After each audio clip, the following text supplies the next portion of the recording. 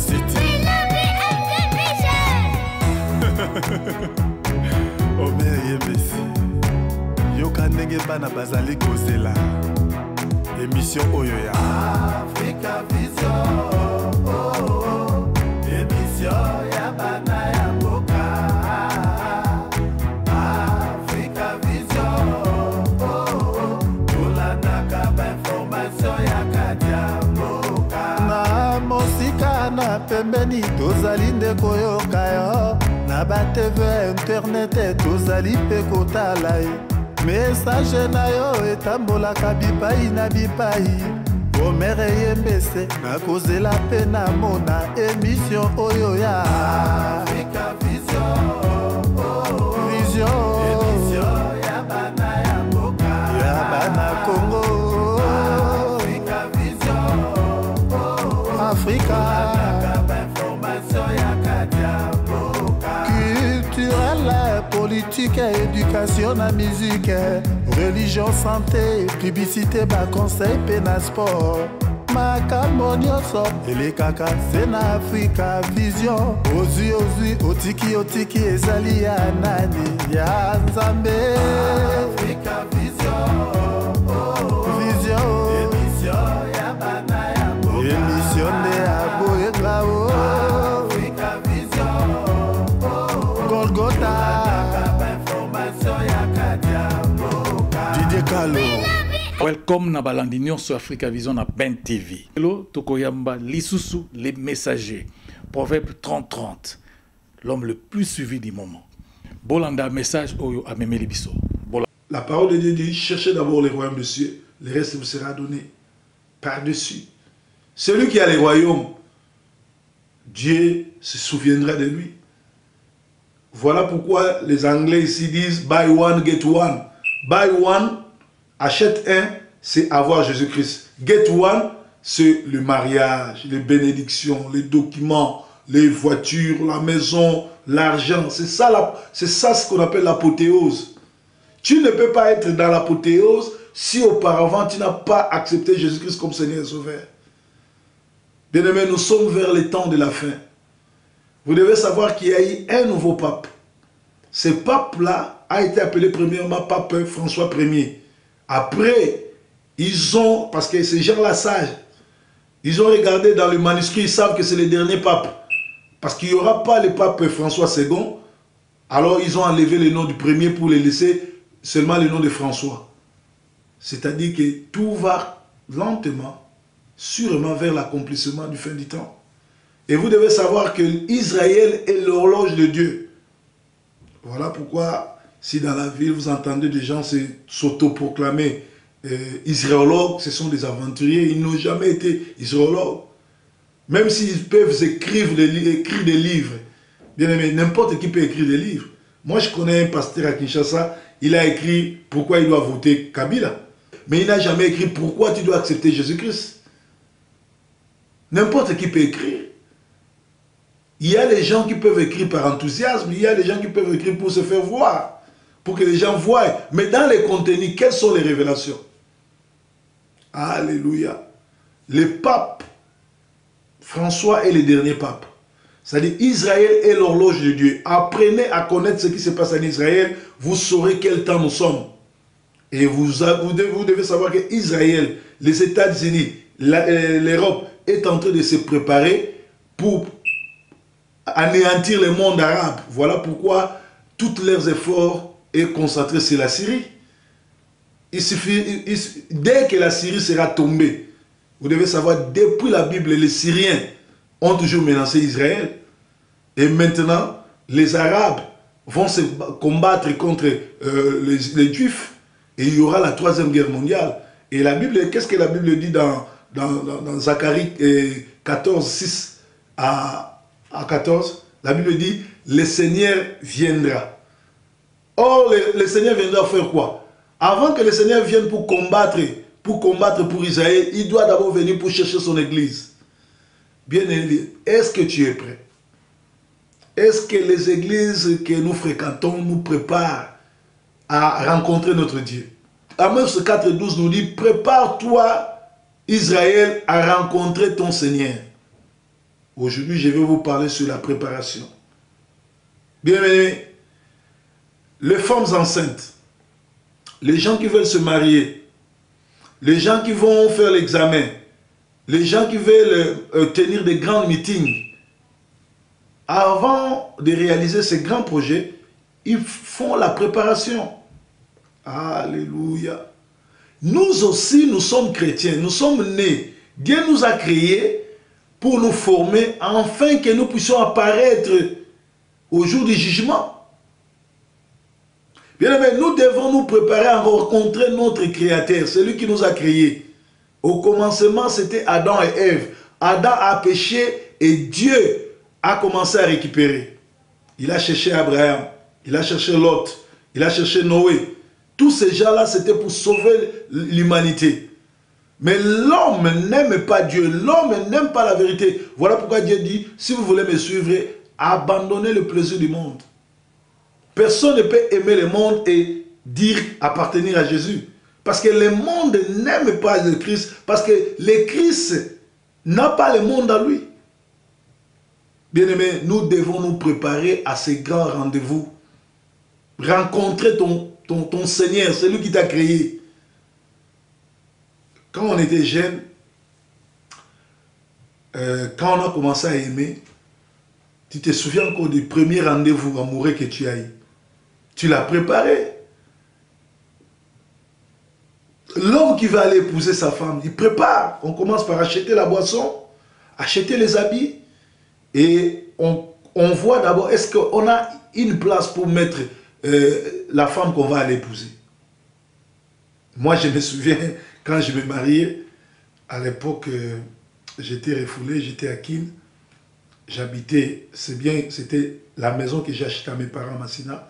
J'avais ma chambre, j'habitais là-bas, mais j'allais me marier. J'ai allé me marier, j'ai acheté des habits, j'ai acheté tout. Mais je ne savais pas où aller habiter. Où habiter avec ma femme.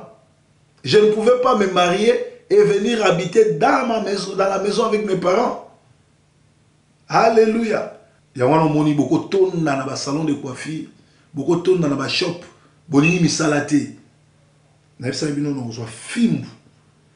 Ko dans le salon de coiffure nous ko chicoté bateau balobi bazobeta bakula na ba pasteur ba biba bonde la rapport na bino bobeta bakula. Bien aimé, boyebi masolo akula te. Boyebi ba loi ndenge zo changer te. Soki ba kangi yo, ba robotolo mukanda ba tio na boloko, ou ba refoulé yo.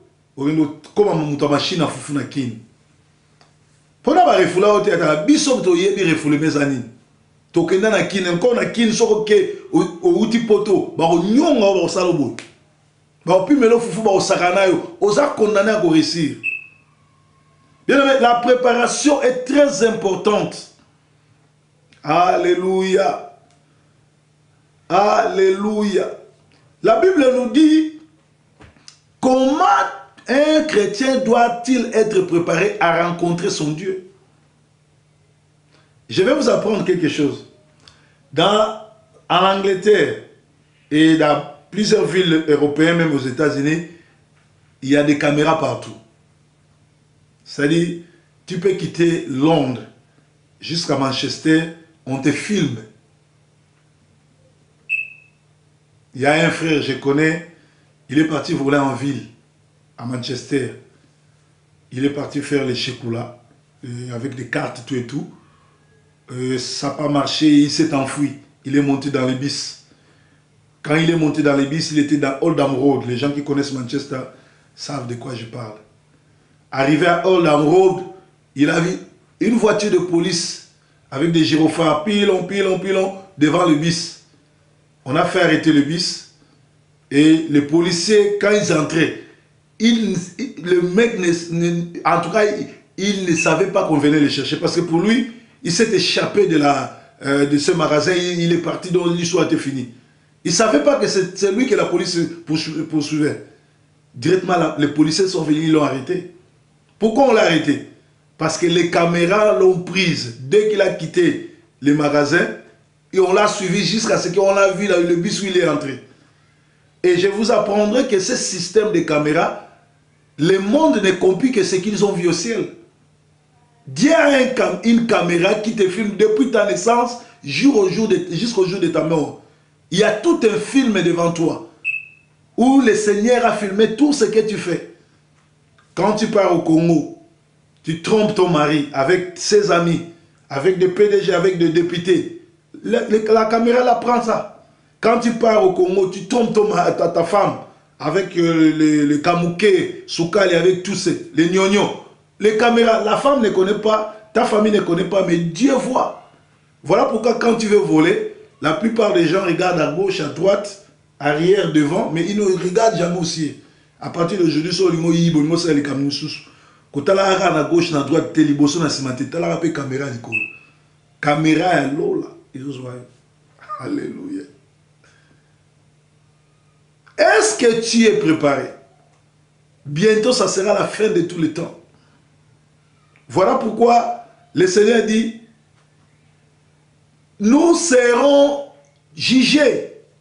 Et dans Hébreux 9, 27, il dit, il est réservé à l'homme de mourir une seule fois, car après viendra le jugement.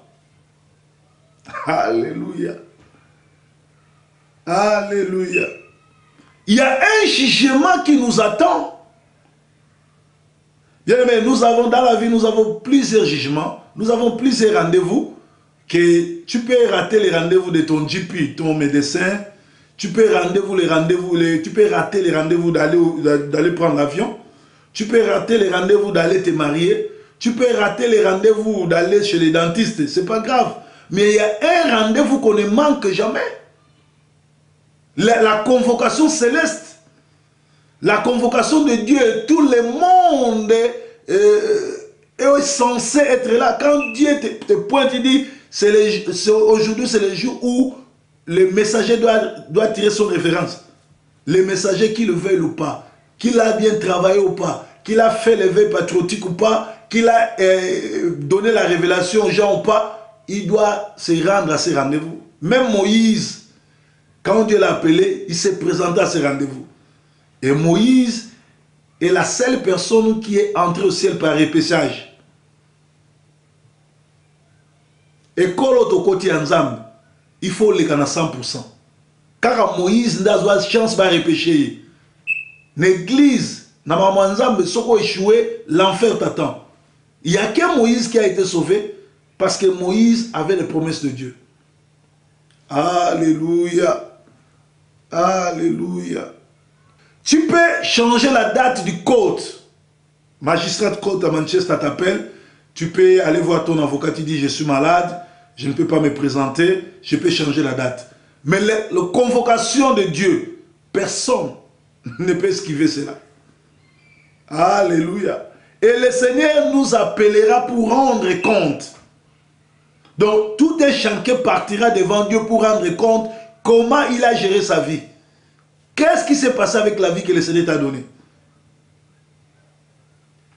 Au sala na vie na onim. Question liboso nzamba otuna bon. Yo okufi. Okufi na 70 ans. Banda obota magiti na 70 ans. Au géraki vino ndeni. Pesa na compte. Alléluia. Toko rendre compte pas nzambe. Olela ki poto. Na tindekaki yo na poto yaki. Osalaki na poto no nini. Est-ce oyaki poto kaka po oangosaka bana batu. Oyaki poto kaka po salaka kisongi. Oyaki poto kaka po boto la basi ya batu. Ngana ebeza batu suba ba spécialiste au boto la basi ya batu. Ye moko na bengisa mwasi na Afrique te. Mais soki muninga bengisi mwasi na Afrique, ya ko sala nyonso aboto la mwasi na ye. Akoki koma même infiltré bozo bimana e bokene boîte. Au monde qui est dans la toilette, il y a mais monde tout ça, tout ça na grand prêtre père, abso panza mabe, aza kutna 5 nzela. Nzo kazo bon sa terrain pour mère wana sepelate abengana, yé akeno sa nini. Akeno jouer intérim. Alléluia. O sala nini na poto na yo. O sala nini na tanyon soto za yi pasteur. Ba pasteur va rendre compte à bandimi moko na moko. Voilà pourquoi Hébreux 13, 17 à l'obi, il faut respecter vos pasteurs car ils veillent sur votre âme, ils rendront compte. Les vrais pasteurs, je ne parle pas des faux pasteurs, je ne parle pas des charlatans, je ne parle pas des aventuriers qui se sont autoproclamés pasteurs, mais je parle des oins de Dieu, des gens qui ont été appelés. Il faut rendre compte. Bien aimé, bino tu botia trouble l'église, na bofunda bino pa nzambe. Pasteur Salomon, bon, a okufi, nazo tourner na Manchester. Pour nini bandoki bazaki na église na bango bato belé bato ba yebi nzamba solo bazaki na église bato muke na ofunda yo ndoki na Brazzaville okim okoso na Brazzaville te po liande kona yo sali groupe po bundisa église ya Pasteur Salomon ozo que ne porte par porte ko bisa bato ba yate okomi ko benga ba Nigérien yo bisa bazo yate o sali groupe o bundisa Pasteur Salomon koko sele makambo na kofunde pa nzambe. La meilleure des choses est que na bonde la pona olongwa.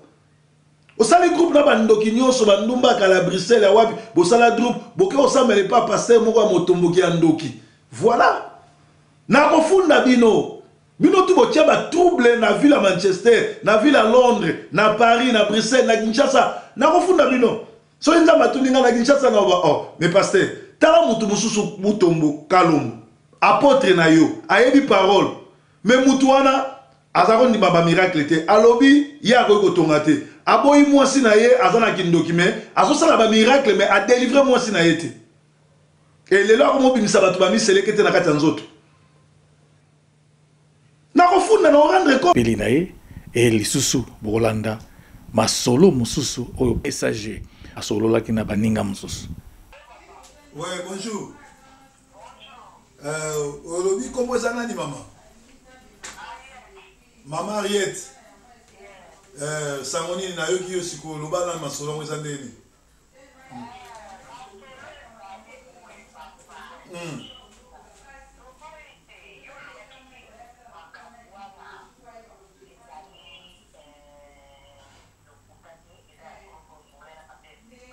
Ouais. Maramu oyo wapi mama? Maramu wapi? Maramu ya pasteur à côté libale pas moi si. Be bandimbo za combien wana? Bo beso ko pesa nga muta muta pesa nga moto. Ah.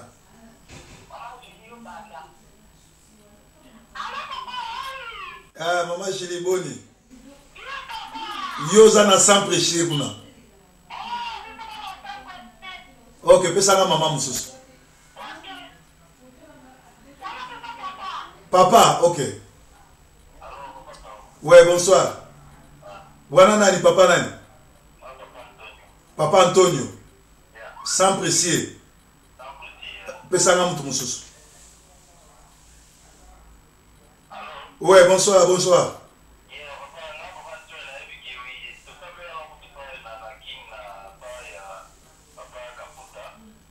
Ah. Ah, ça m'a la scène de oui.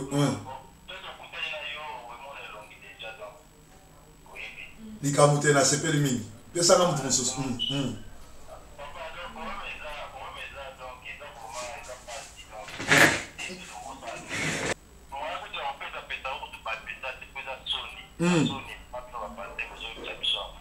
To sali nini su papa na ngai? Pasteur ni akoti libala. Bino oza bandimi na ye boza na ba preuve.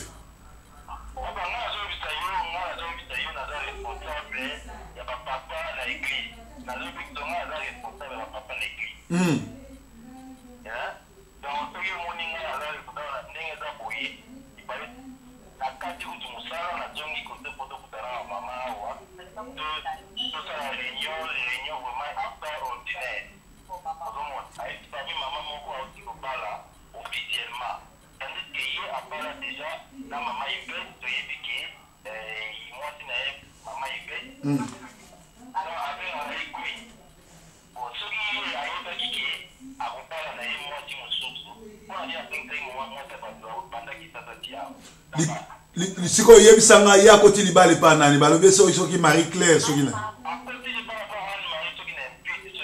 nambandaka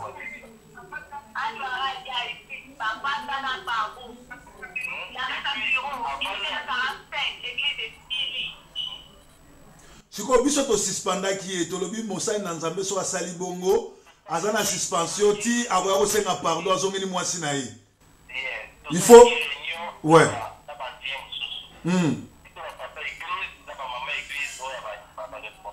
Ouais.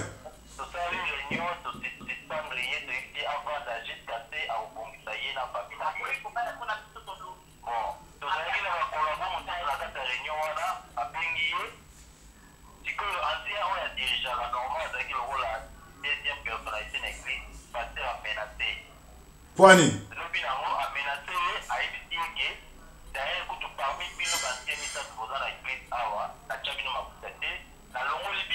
Mais yé pasteur, papa ancien, pasteur a kangi téléphone pour banda benga kingai, oyo azwaki mwasi na yeto solola, azo yamba su fonte, abata mibino bozo kota en contact nende.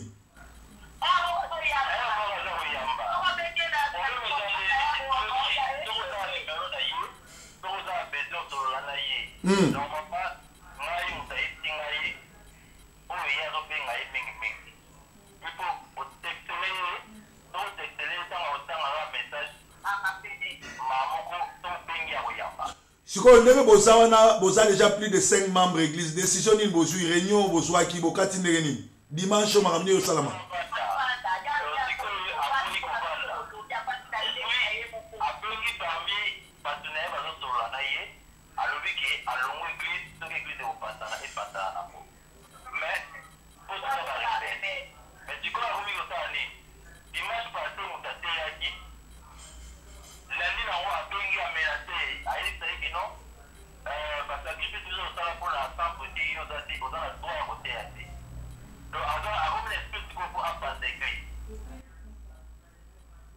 Mais bino siko ye aza suspendi comment bozo tika ye bino bo kamba bato bazana bangona bato bo tika na bo regrouper bo zana bango ensemble.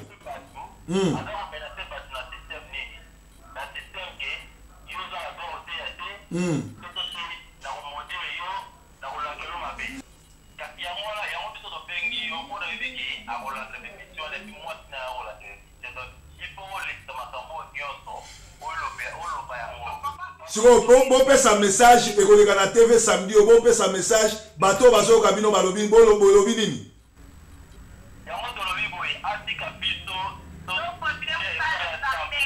Nani atika bino botanga bino mo botanga kombo na ebe boye ce message wana botanga makomo ne boloba.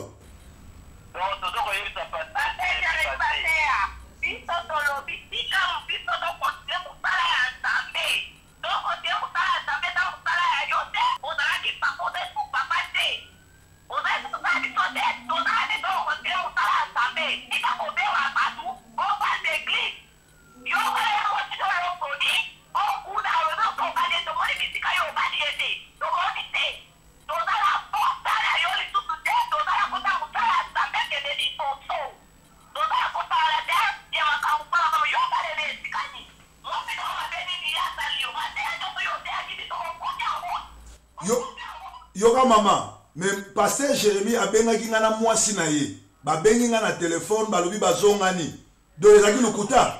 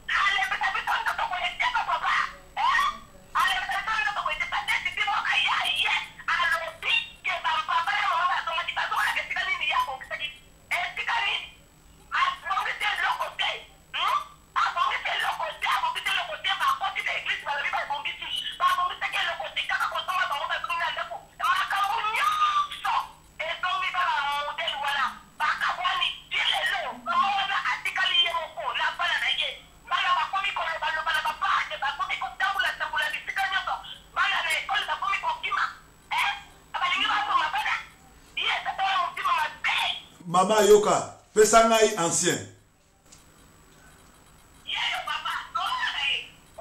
Ancien. Na qualité nanga ya messager à bonne nouvelle mukonzi ba pasteur tout na pesi au pouvoir au ensemble batouana au kamba bango bote ya samala ndenge zo continuer ngai na kozwa contact na bino na za numéro na bino weekend okuna to sa programme na koya kotala bino to sa so réunion église etikala na maboko na bino nzamba pambola bino bo kweyate bo continuer pe bo tia na mabondeli po za papa na bino akwei Alto ina ete to tie na mabondeli pour conscience zonga. Toyokani na save number na bino na kobenga bino nzamba za na bino merci de vous contacter nga. Bokolanda ngo samedi na 12h. Telelo na zo lekate. Le na kozongela mercredi ozo yakuna. Merci nzamba pambola bino. Bye. Bino mo bumoni balobinga na antichrist siko nanga na bango nana osamisa antichrist assure sumute makambo zo sala non naza soko tangi message nanga nzamba tininga eza na titre 1 10 alobi condamné blâmé pour batebele ba changer est-ce que ebi message nanga ekoti kimia ekomi ko faire ko bangisa batu na ndenge nini bato bakomo banga ba ebisiko ke non messager azana mukonzi ba pasteur tout so sali mabe a redénoncer nana pesa titre mukonzi nzambe moko nzambe le Dieu créateur c'est lui mokeli na likolo na se yem da pesa kombo si titre wana ouais ba msupe ba yebite bon oya za inspiré na ngongo oyeba musani nazo sala na ngongo makam nazo sala kaka bandoki na basali na nzambe asolo nde bako comprendre bandoki bako comprendre basali na nzambe pe ba oya solo pe bako comprendre soko moni lelo chaîne monene ya TV ya mboka balobi eza chaîne ya ba chrétien bake kozwa les fous les démons de Gadara en atalaku asalaka atiaka binaka na ba boîte azosala en atalaku ba bar azobina ba danse zaiko bozui bopesi bible ça dit que chaîne wana elaxi ke bango nyonso ba bandoki ba batamite ya mabe et puis ba se disqualifier bango moko yezo tango yaki c'est là c'est ça mais le kola na yebi place les démons de Gadara les fous de Gadara salaka ba ki atala kune samedi on a que nous délivrer kuna donc comment bino okolo ba proverbe 30 o elaxi ici les lions les rois des animaux qui ne reculent devant qui que ce soit et comme un démoniaque c'est-à-dire que ba pasteur wana démon de Gadara oza en atala kwa zaiko baza ba démoniaque donc ponanga baza batumoko ba se disqualifier et puis na tiki ba onde wana possible ba binzambe yezo tanga ya ke no luka bandumba zozongisa bango na église ouais c'est ce que nous faisons biso tozo condamner bandumba te tozo condamner batamabete mais to lingi buzoba esila Africa Vision to sali nyonso po atokutana pe na bandeko ya mwasi wana mbote papa Yembes. Okoye sabiso kombo na yo po sala kanini nazali kombo na nazali frère Christophe bon nazo sala kati ya ligne ya immigration pour le moment.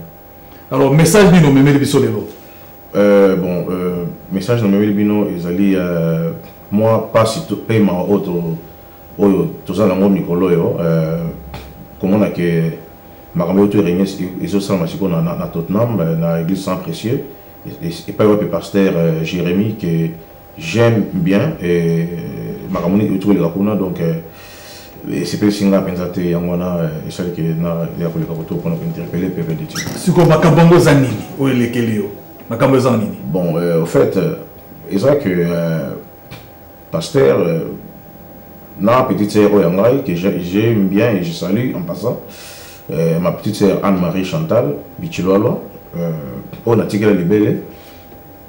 J'ai pas compris ce qu'il a appris. J'ai entendu que Ayaki na l'église pour aider pour avoir problème avec Nango. Bon, puis c'est tout ça un problème. Au fait, j'ai obtenu un spectacle de Bassel dans Zambé.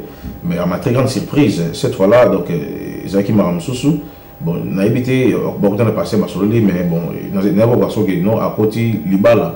Et à coffrer plutôt pasteur a commis mobile naïe qui basse balani mais la famille biso to mara moitié qui basse balani donc il on a eu ils ont vraiment ko c'est un pardon ouais na comme la famille na biso et puis aussi na interpeller ma sœur que azali akola na kati na makam na Nzambe ayebi makam na Nzambe aza bébé te donc tokoli na biloko wana makambo oyo tozala na mike toza konguluma tokuti yesu na ndako na église nzambe malamu esika pi pasteur adi na bala et tokoli na kata ndako ya musée aidi na bala donc pasteur Chibambe Albert Chibambe aidi makambo nazo ko yaza ya na biso donc naza vraiment na soni makasi ya koya awa mpona koloba makambo mais puisque eza corps de Christ et que nga nazali adorateur de Dieu nakoki kovanda kimia te natalaka makambo ezeleka ba église et que nakokamona likolo ya petite sœur oyo ya ngai donc yango papa ya Messi na awa mpona tosola makambo yango sikoyo likambo yango esali opasi na nini? Bon, premièrement esali nga pasi d'abord na musuni kutu nanu te musuni aza petite sœur na nga et pasi esali nga na niveau spirituel puisque eza corps de Christ. Donc, Ngai Nazali mon Christo et pasteur Nazali mon Christo, ma sœur aussi, entre parenthèses, si elle a été, si elle est, je ne sais pas, mais bon, corps de Christ, il m'a touché corps de Christ, Ngai Nazali soit li sur mon sapi, ce qui litoi, na qui passe, yamona yé, pona, to bon selo koana, pasteur Alukovma Azonga Nandako. Aluka Azonga ni asani. Aluka Azonga la moi si oyaye maman et bananaye. Puisque j'ai eu à parler avec sa femme aussi, et sa femme est dévastée, elle est surprise d'entendre que a réconforté. Donc j'ai eu à parler avec la femme du pasteur, Azat dévasté, mais n'a encouragé, n'a mis les accords de Christ, exactement, moi si mon bali, moi c'était exactement les accords de Christ déjà touché, Nazana Bosenga, et ça pasteur Azali, Azola Nanapo, n'a mis émission, n'a pas investi dans l'émission, pour être un qui le mobimba. Donc, n'a mis Azola na mission la minute, en tout cas, n'a rien chose pour Marambo Salara. Donc, en tout cas, ils ont aidé dans la communauté. Moni, n'a si même ordre d'idée, il y a un vraiment pasteur, et Sika Rosali, n'a eu un pasteur que j'ai aimé. Donc, à première vue, donc, quand on a mon première fois, une fois, et touché Kungaï, et dans le sud de la Congolais, et je me suis décidé de quitter Mindela, Sikayo, Ozali. Mais bon, Naïbi, et là, ils ont yoté, ils ont mis Pépé Moga, ils ont mis Sika. Et Sika Ozali, ils ont mis dans Zamboloba, ils ont monté dans Zambé, pasteur, vraiment, Nabolingo dans Zambé, ou dans Zambé, ou à Bengayo. Ce qui est Zambé, à Bengayo, Penza solo, quand soit biloko na yo, soit chaussettes, soit ceinture, soit chemise, Anne-Marie, tu es ma sœur, je t'aime bien. Ozapina Kito, na lingaka mingi ma sœur, na lingaka tino lelo, et bana nyoso ndak baza kolela komona ke likambo islamelio. Na ibi ke eko toucher yo mais tu es ma sœur, zungela Nzambe ba solo Nzambe o ya dina bala. Nzambe o ya dina bala ba groupe ba côté ya biso. Zonga Nzambe akubwaka yo te akuboya yo te. Pasteur aussi Nzambe akuboya yo te akubwaka yo te tolingi yo. Mais papa, tokoye basu komona o bazolanda bayeba yo. Comment on a le frère Christophe Mwamba. Le frère Christophe. Mais sœur na yo comment on est nani? Chantal Bichilolwa Anne-Marie. Chantal azana mobilité à balate. Bon papa on est un peu moi vie privée naïve vraiment bon ils appellent moi ni la famille na biso na ko vraiment ko baté mais na bi que azaki na mobali et qui est bon et puis ça net moi malamuté bon azaki sko na nié moko mais sikoyo eloko nini pezo salo pasi mingi pour senga na pasteur wana zo naza koyoka pasi puisque j'ai eu à visiter l'église une fois la manière par laquelle je l'ai vu travailler façon au biso zo batato monde là ka moni to za poto meza ba musu ba ndinganza na niveau par niveau biso ngaza mutabonde là na moni pasteur atema la hauteur na zota la ndinga zo communiquer na audience na moni audience ndi bazo communiquer na ye donc spirituellement tu sens pas que Nzambe vraiment les sika oh franchement sans parti pris j'ai vu ça donc temps na yé connecter directement non mutoza azam musena Nzambe na moni communiquer bazali batoza na égard église na égard na ye na moni communiquer oya azali na égard il y a battu et les gars ils membre donc ils a corps de Christ aza parmi il aza sur musapi ngaso linzala so bisuki et yango swingai donc ils ont comme corps de Christ ils ont comme petit c'est rentré dans linga il y a aga local lingi et donc il y a linga appuyer pour non jamais je peux faire ça ils a corps de Christ ba tout biso ba tiso linzala ba tout biso sende et nazo yango nazo linga pasteur azongi la Nzambe oyaye Nzambe oya solo mais ce qui siko pasteur alobino aligi kaka sœur na yo lobani. Bon, on n'est pas là pour les faire juger, bien pour tout juger. On a soit habité en Ningwana, on a des pasteurs à attendre na Ekobo. Et soit on a eu mon gars bateau basa Ekobo, sous la langue Zakawapi. Pasteur aux mariés, aux ana moi, aux ana bana. Et bas signaux sur bazan de Gemoko, ou ya Pembe Bazali, ou ya Mouindo Bazali. Et là on a différencié biso et Zate. Anne-Marie a beauté ça au monde na boy mais oya yo pe a na beauté sur hôtel pe boy hôtel ni on est dans un mois ci Et bon, n'a pas mingi était peut-être mon organisation libaku, n'a pas sonné que musique mon ego honnêtement mabe, basi nyonso, basali ndenge moko, différence exaltée. Pour ce pembe, pour ce moindre boy tété. Donc basi nyonso basali ndenge moko. Donc dans un système, ma sœur Anne-Marie, je t'aime bien. Aux alliés qui n'ont pas linga kayo, na tikilo libé, papa moko, maman moko, kanisa sika to uti wapi, tozo kende wapi. Kanisa sika to uti, na iko sala kama belé on a pour citer la TVT. Aux gens mutu munene na makamna nzambe.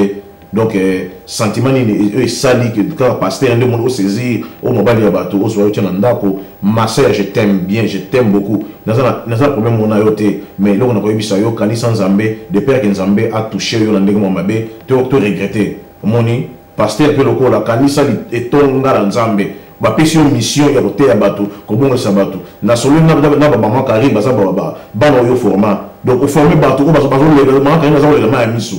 Que papa n'a pas formé ngai kanisa conseil mino opesa na balandinyo sur Africa Vision bazolando na minito balandinyo ça ya Africa Vision il on a réussi à bino balandinyo so en tout cas et tout rien va coûter pour ils moto moni ala pasteur me ba toucher total bien attendre après Moïse pe ba PC mission a commencé à sala beta libanga une fois avec deux fois mon ba Abraham quelque part aussi bilo que pasteur bien ba sara bon ba te lo pasteur en tout cas balandinyo so beau critiquer pasteur oyoté beau habitude de critiquer ba pasteur té pourtant tout ça la uni tout aider pasteur à zonga na katna ndako na ye et on a pas ba tout critiquer té o ba o zonga si na église oyo boté les mabozonga sa pasteur na bino azali pasteur akozonga ndako na ye na volonté na bolingo nzambe yango de tanga verset oyo moko na mukanda ya 1 Corinthiens chapitre 1 verset 10 et le bible botanga yango pardon batoyise église sans apprécier nga on a membre église na église pas nos alité mais moi qui na yé de depuis ça mawa botala boyoka. Je vous exhorte, frères, par le nom de notre Seigneur Jésus-Christ, à tenir tous un même langage et à ne point avoir de divisions parmi vous, mais à être parfaitement unis dans un même esprit et dans un même sentiment. Donc, pourtant, nous avons donc on attend une version là, bon développement bien mon pasteur et si vous allez au verset au limo la maman Chantal sous esprit de mon divin aza mon divin église na yo maman Chantal Anne-Marie Bichilo limo la yango a libéré ce kanga bisaka zonga pasteur na lingi yo na lingi petite sœur na ngai le bana suka o ba nini na ba ino so bazonga na biso bon na ba bazonga na biso en tout cas tout encourager les missions de Tiaboye ba papa yembeso ba teni bazo des communautés na makamba boye en tout cas tout aider si a contribuer pour l'émission et bah mission pour soutenir l'émission qui sont comme vous allez va pour le bon repos et quand même et insister quand même bon va changement moi mon sama donc vraiment tout soutenir mon papa et mes oh ça me sala pas maté donc moi bien ça me sala malam penza merci mingi merci bozo senga na ba nyonso bazolanda programme na biso soirée monene ya ndeko na biso azo organisé na kombo ya Fania Star azo organisé soirée monene ezali Fania Star azo organisé soirée monene bino mo bozali ko tanga soirée Valentine ezo senga na ba nyonso balinga lisano balinga ko tambola ezali journée oyo sepelisa mama pe sepelisa papa ndeko kozangisa te na soirée oyo. C'est Pélissa maman la jour, il y a le 15 février, Saturday, 15 février, Kozangi Sate. C'est Pélissa maman la journée, on a bimisaye, memaye awa. Place Ezali situé na Edmonton, adresse vous allez comme on a sur l'écran d'écho, Kozangi Sate. Maman, mes coloniaux soyez psakana papa, le 15 février, et journée à Bisomi Balé, de Kozala Kuna. Alors tout ça ngana ba nyonso balandi programme na biso soki ndeko azalanda kité azala kité alanda ki programme oyo te yebisa ye que le 15 février tozangate na soirée oyo pe tozali ko yebisa na ba nyonso bazolanda programme na biso soki olingi kotinda koli ozana ba koli ozoluka place à kotinda ba koli tout pour kin les agences ebimi mikolo yo ndeko tout pour qui nous allons installer na Manchester ba réunion so baza na Manchester soki balingi kotinda ba kolina bango o bazali na Brantford trouver monsieur Kabeya soko bazali na Cardiff o contacter GR Shop soko bazali na Manchester contacter shop Mijo soko bazali na Bolton o contacter Mama Natacha. Alors tout ça na ba nyonso balandi programme que agence Mikolo so lingo tinda biloko na Kinshasa contacter kaka tout pour kin et kokoma na Kinshasa. Numéro vous allez komona sur l'écran. Alors to komi pena souke émission te remercier ba nyonso balandi programme na biso benga biso pe pesa biso ba conseil ou bien komela biso na système kabino boyebi aujourd'hui au tikotiki keba eza nani ya nzambe nzambe za na bino. Bye bye. Africa Vision on BTV Sky, London City. Omer Yebesi yoka ndenge bana bazali kozela émission oyo ya Africa Vision, émission ya bana ya mboka. Africa Vision tolandaka ba information ya katia mboka. Na mosika na pembeni tozali nde koyoka yo, na ba TV internet tozali pe kotala ye. Message na yo etambolaka bipai na bipai. Omer Yebesi nakozela pe na mona émission oyo ya Africa Vision, émission ya bana ya mboka, ya bana Congo. Africa Vision, Africa culturelle, politique, éducation, la musique, religion, santé, publicité, bas conseil, pena sport. Makambo nyonso elekaka se na Africa Vision. Ozui otiki ezali